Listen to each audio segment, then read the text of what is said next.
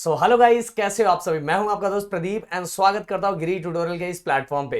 So guys, आज हम लेके आ गए ग्रेविटेशन का लेक्चर नंबर 2। सो गाइस, आपको क्या करना है, आपको वीडियो को लाइक करना है, सपोर्ट दिखाना है चैनल को और दोस्तों को शेयर करना है। सो गाइस, आप सभी को ये भी बताना चाहूंगा, इस प्लेटफॉर्म पे 6 से लेकर 12 तक के सभी वीडियोस आ रहे हैं, तो यार अपने दोस्त एंड रिलेटिव्स को भी शेयर कर दो। जितना सपोर्ट दिखाओगे उतना ज्यादा हमें मोटिवेशन आएगा।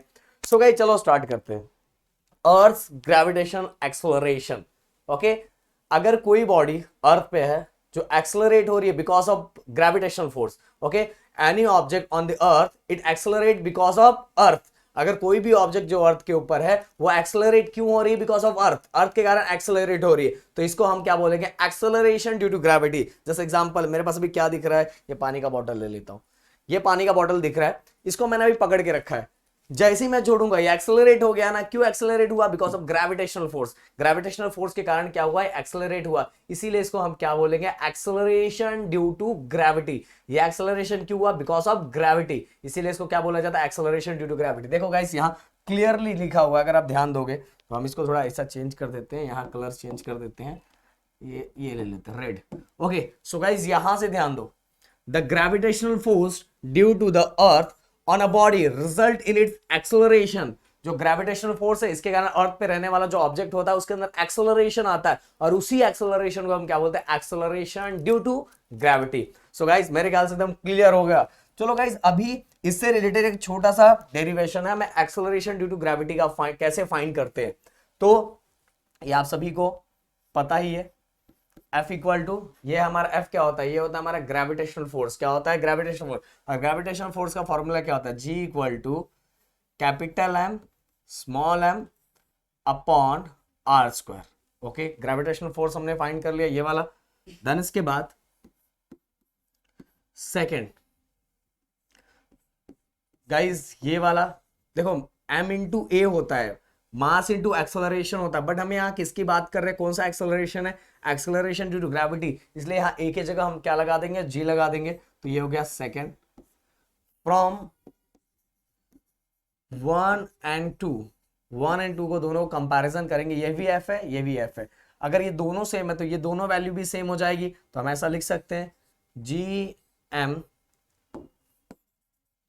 इसको मैं पहले लिख देता हूं क्योंकि हमें इससे जी मिल जाएगा ना, एम जी इक्वल, अगर ये दोनों सेम है तो ये दोनों भी सेम हो जाएगा, तो m g equal G M m, ये होता है मास ऑफ द अर्थ, ये होता है मास ऑफ द ऑब्जेक्ट, और ये हमारा होता है डिस्टेंस बिटवीन टू ऑब्जेक्ट, जो दो ऑब्जेक्ट है उसके बीच का डिस्टेंस।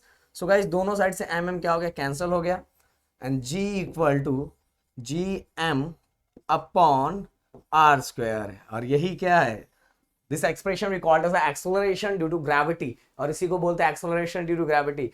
स्मॉल जी किसके लिए डिनोट किया जाता है, एक्सेलरेशन ड्यू टू ग्रेविटी के लिए। G guys, universal gravitational constant, capital M means mass of the earth, and R ये हमारा डिस्टेंस है, और दो ऑब्जेक्ट मतलब एक अर्थ और अर्थ के ऊपर एक दूसरा ऑब्जेक्ट है, उसके बीच का जो डिस्टेंस है उसको हम क्या लेते हैं, आर लेते हैं। सो गाइस, ये पूरा क्लियरली मैंने बता दिया कि किस तरह से हम small g on the surface of earth find करेंगे। अब चलते गाइस आगे, ये सबसे इंपॉर्टेंट टॉपिक है, variation in value of g. इसके अंदर टोटल 3 टॉपिक दिया, पहला दिया हुआ along the surface of earth, दूसरा हमारा change with the height, and तीसरा हमारा चेंज विद द डेप्थ। ये तीन टॉपिक दिया हुआ है। सबसे पहले along the surface of earth, दूसरा हमारा change with the height, and तीसरा चेंज विद द डेप्थ। ये तीनों गाइस में बच्चे बहुत कंफ्यूज होते हैं, पर मैं बोले कंफ्यूज होने वाली बात ही नहीं है ना, टेंशन क्यों लेने का, प्रदीप सर है ना यहाँ बताते हैं। देखो ये वाला पहले याद रखो, ये फॉर्मूला क्या है, G equal acceleration due to gravity, G equal to G M upon are square. ये दिमाग में फिट हो गया। अब चलो, अब यहाँ थोड़ा कलर और चेंज कर लेते हैं, G equal to G M upon are square. Okay, ये हमारे दिमाग में फिट हो गया। ये एक्सेलरेशन ड्यू टू ग्रेविटी अगर हमें फाइंड करना है तो इस फॉर्मूले के थ्रू हम फाइंड कर सकते हैं। सबसे पहले change along the surface of अर्थ, मतलब अर्थ के सरफेस पे ही हम जब जा रहे हैं, अर्थ के सरफेस के ऊपर हम जब जा रहे हैं, तो एक्सेलरेशन ड्यू टू ग्रेविटी कहाँ मैक्सिमम होगा, कहाँ मिनिमम होगा। गाइस, ये दोनों के बीच में रिलेशन देखो, ये हमारा डिस्टेंस है और ये हमारा जो है जी, ये जी जो हमारा, गाइस ध्यान दो, ये जो जी है वो जी है हमारा एक्सेलरेशन ड्यू टू ग्रेविटी, और दोनों एक ऊपर है एक नीचे है, मतलब दोनों में कौन सा रिलेशन है, इनवर्स रिलेशन। एक इंक्रीज होगा तो दूसरा क्या होगा, डिक्रीज होगा, एक इंक्रीज तो सेकंड क्या होगा, डिक्रीज होगा। तो गाइस यहां ध्यान दो, अगर मैं इक्वेटर पे बात करूं, इक्वेटर पे इक्वेटर पे बात करूं तो इक्वेटर पे देखो डिस्टेंस ज्यादा होता है, और जहां डिस्टेंस ज्यादा होगा, जहां डिस्टेंस ज्यादा होगा, ध्यान दो, जहां डिस्टेंस ज्यादा होगा वहां जी की वैल्यू क्या होगी, सबसे कम होगी। सो गाइस आपको समझ में आ गया, देखो इनवर्स रिलेशन है, तो मिनिमम कहां होता है, मिनिमम कहां होगा, मिनिमम जी की वैल्यू कहां होगी, इक्वेटर पे। कहां, इक्वेटर है, क्योंकि इक्वेटर पे अगर रेडियस बोलो या तो डिस्टेंस बोलो, दोनों क्या होता है, ज्यादा होता है, और जहां डिस्टेंस ज्यादा होगा वहां जी क्या हो जाएगा, कम हो जाएगा। जैसे जैसे गाइस हम ऊपर बढ़ेंगे ऊपर, वैसे वैसे डिस्टेंस कम होते जाता है, कम होते जाता है, ये देखो। इसीलिए सबसे कम कहां, रेडियस या तो डिस्टेंस, रेडियस एंड डिस्टेंस सबसे कम कहां होता है, दोनों पोल्स पे। तो जहां सबसे कम रहेगा वहां जी की वैल्यू सबसे क्या रहेगी, ज्यादा रहेगी। तो अगर हमसे क्वेश्चन आता है अलोंग द सरफेस ऑफ अर्थ, मतलब अर्थ के सरफेस पे जब आगे आगे बढ़ रहे हैं, तो इक्वेटर पे क्या होगा, वैल्यू ऑफ जी, इक्वेटर पे क्या रहेगा, maximum, and value of g poles पे क्या रहेगा, दोनों पोल्स पे मिनिमम। तो value of ji on equator क्या रहेगा, मैक्सिमम, वैल्यू ऑफ जी, ध्यान रखो, value of ji on equator ये क्या रहेगा, minimum, and value of ji on the both the poles क्या रहेगा हमारा, मैक्सिमम। क्यों मैक्सिमम रहेगा, क्योंकि दोनों पोल्स पे जो डिस्टेंस है वो डिस्टेंस क्या आएगा, इस कम है, डिस्टेंस कम है, और अगर डिस्टेंस कम है तो वैल्यू ऑफ जी क्या हो जाता है, इंक्रीज हो जाता है। ध्यान रखो, जब डिस्टेंस कम होता है तो वैल्यू ऑफ जी क्यों इंक्रीज हो जाता है। तो देखो यहाँ गए शॉर्ट में भी लिखा हुआ है, इक्वेटर पे, इक्वेटर पे वैल्यू ऑफ जी, इक्वेटर पे वैल्यू ऑफ जी क्या होता है, कम होता है, तो दोनों पोल्स पे क्या होता है, ज्यादा होता है। इसलिए देखो equator is less than poles, ऐसा लिखा, मतलब value of ji on equator is less than value of ji on poles. इसका एक्चुअल मतलब ये है, value of ji on equator is less than value of ji on a pole. तो कहां कम है जी की वैल्यू, इक्वेटर पे, क्योंकि यहाँ डिस्टेंस ज्यादा है, पोल्स पे डिस्टेंस कम है, इसलिए वैल्यू ऑफ जी क्या है, ज्यादा है। अब चलते गए change with the height, change with height, ये भी सेम कॉन्सेप्ट है, same same same same same same same. जैसे अब मैं अर्थ के ऊपर जा रहा हूं, ओके, ये हमारा अर्थ है, अर्थ के जैसे जैसे मैं ऊपर बढ़ रहा हूं, जैसे जैसे ऊपर बढ़ रहा हूं, तो अर्थ के ऊपर बढ़ रहा हूं, तो सेम चीज ना यार, डिस्टेंस क्या हो रहा है, डिस्टेंस जो है वो इंक्रीज हो रहा है, डिस्टेंस इंक्रीज हो रहा है, और डिस्टेंस जब इंक्रीज होगा तो जी की वैल्यू क्या हो जाएगी, डिक्रीज हो जाएगी, सिंपल सी बात है। आगे अवे फ्रॉम दी अर्थ जाऊंगा, अवे फ्रॉम दी अर्थ मतलब डिस्टेंस क्या हो रहा है, इंक्रीज हो रहा है, और वैल्यू ऑफ जी क्या हो जाएगा, डिक्रीज हो जाएगा। Away from the earth distance क्या होगा, increase, and value of G क्या हो जाएगा, डिक्रीज हो जाएगा। और जैसे जैसे मैं टुवर्ड द अर्थ जाऊंगा, अर्थ की तरफ जाऊंगा, तो डिस्टेंस क्या हो जाएगा, डिक्रीज हो जाएगा, और डिस्टेंस जब डिक्रीज हो जाएगा तो वैल्यू ऑफ जी क्या हो जाएगा, इंक्रीज हो जाएगा। क्लियर, समझ में आ गया। अब चलते guys change with the depth, इसलिए यहां देखो लिखा है अर्थ, ये क्या लिखा हुआ है, ये इसका मतलब होता है हम क्या कर रहे हैं, अवे फ्रॉम दी अर्थ जा रहे हैं, इस एरो का मतलब हाइट बढ़ा रहे हैं, ओके, हाइट हमारा इंक्रीज हो रहा है। तो अवे फ्रॉम दी अर्थ तो क्या होगा, decrease in the value of G, value of G क्या हो जाएगा, डिक्रीज हो जाएगा। क्यों, क्योंकि जो डिस्टेंस है वो इंक्रीज हो रहा है, डिस्टेंस या हाइट क्या हो रहा है, इंक्रीज हो रहा है, डिस्टेंस और हाइट इंक्रीज होगा तो वैल्यू ऑफ जी क्या हो जाएगा, डिक्रीज हो जाएगा।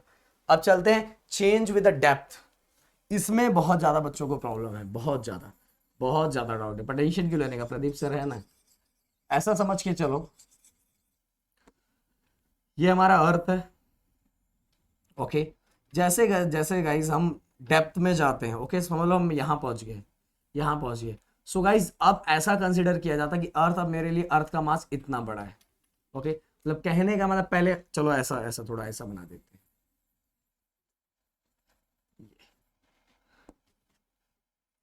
ध्यान दो, जी इक्वल टू,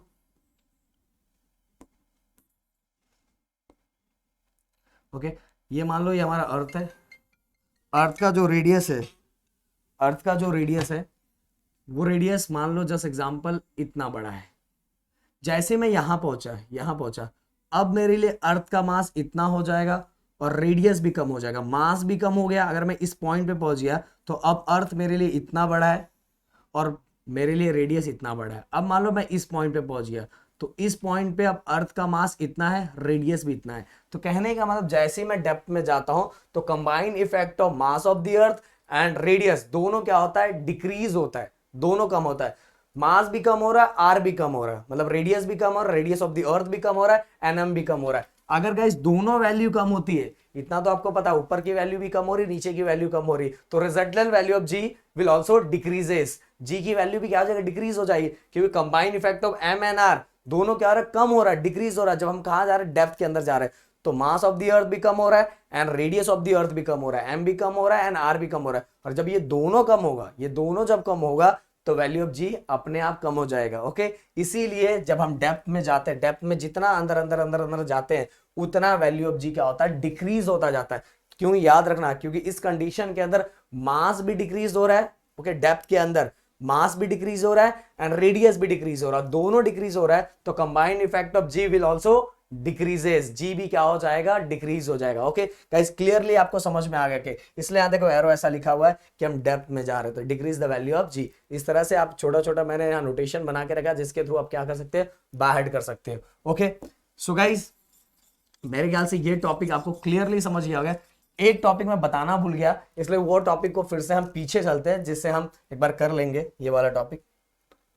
ये इसके आगे वाला टॉपिक, ये देखो, ये बताना मुझे पहले बताना चाहिए था, पर जब मैं स्टार्ट किया ना तो ये वाला टॉपिक आगे चला गया। फिर मुझे एक्सेलरेशन ड्यू टू ग्रेविटी के समय याद है, यार मैंने तो आपको ग्रेविटेशनल फोर्स बताया ही नहीं, यूनिवर्सल ग्रेविटेशनल कांस्टेंट था वो तो बताया ही नहीं, पर कोई टेंशन नहीं, अभी बता देता हूँ ना। गाइस इधर ध्यान दो, ये हमारा दो ऑब्जेक्ट है, एक ऑब्जेक्ट का मास हमने m1 लिया, दूसरे ऑब्जेक्ट का मास m2 लिया, एंड दोनों के बीच का जो डिस्टेंस था वो आपके बुक में d लिया हुआ है, कहीं कहीं r भी लिया रहता है। ओके, तो टेंशन लेने वाली कोई बात नहीं है, यहाँ d लिया हुआ इसलिए हम d लेते हैं। तो दोनों ऑब्जेक्ट के बीच का जो डिस्टेंस है उसको क्या लिया, d लिया हुआ है। सो गाइज, अब अगर आप बुक में देखोगे, अगर आपका बुक में ध्यान होगा तो आप में इस तरह से यह फॉर्मूला बनाया हुआ है। तो कैसे बनाया हुआ है, चलो मैं बताता हूँ, यही बस यही याद रखो, gravitational force is directly proportional to product of their masses। दो ऑब्जेक्ट का जो मास है उसका प्रोडक्ट करना है, मतलब कहने का मतलब मास जितना बढ़ेगा उतना ग्रेविटेशनल फोर्स बढ़ेगा।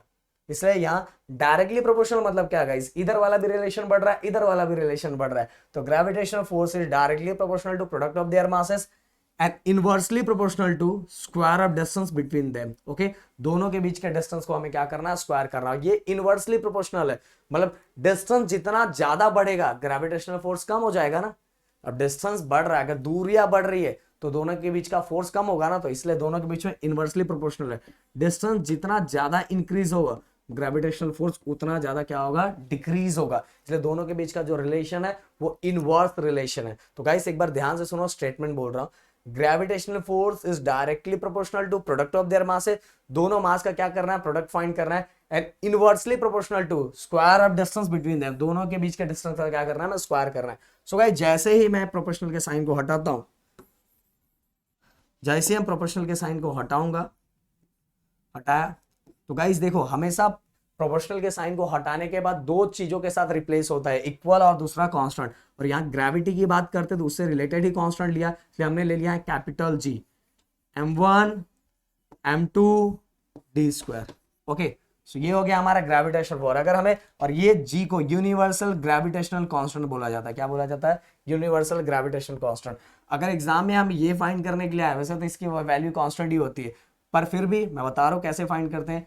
ये डिवाइड में है तो ये ऊपर आके मल्टीप्लाई हो जाएगा, एफ डी स्क्वायर, और m1 m2 कहाँ आ जाएगा, ऊपर था, मतलब कहाँ था वो, मल्टीप्लाई में, तो डिवाइड में आ जाएगा, m1 and m2 equal to gravitational constant means universal gravitational constant means capital G. So guys ये भी मैंने बता दिया, देखो यहाँ पूरा लिखा हुआ है, force is directly proportional to product of masses of the two object and the inversely proportional to square of distance between them. दोनों के बीच का जो ऑब्जेक्ट, उनके बीच का जो डिस्टेंस है उसको हमने क्या किया, स्क्वायर किया हुआ। सो गाइस मेरे ख्याल से पूरा टॉपिक आपको क्लियरली समझ में आ गया होगा, और इसमें थोड़ा सा भी आपको डाउट नहीं होगा, और थोड़ा सा भी डाउट नहीं होगा तो गाइस आपको क्या करना है, वीडियो को लाइक करना है, दोस्तों को बताना है भाई इतने सब चीजें आ रही है। बस एक लास्ट लेक्चर में आपका ये पूरा चैप्टर क्या हो जाएगा, पूरी तरह से खत्म हो जाएगा। Thank you so much guys and जय हिंद दोस्तों।